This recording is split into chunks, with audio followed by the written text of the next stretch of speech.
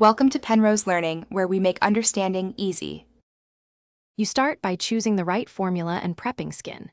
Use mineral or hybrid zinc/titanium with micronized particles or a tinted variant.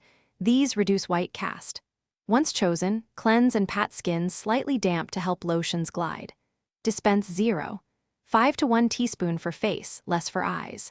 Apply in small dots across forehead, cheeks, nose, chin, and neck so you don't overload one area. Move now into controlled application rather than smearing blindly. Once done with dots, use a damp makeup sponge, dense brush, or fingertips and tap press to distribute product.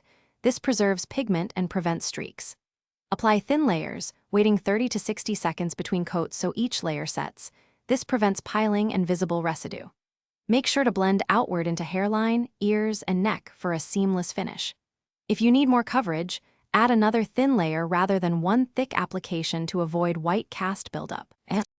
To finish, lightly set with a finely milled translucent or tinted powder, or sheer tinted moisturizer, which mutes any remaining white cast.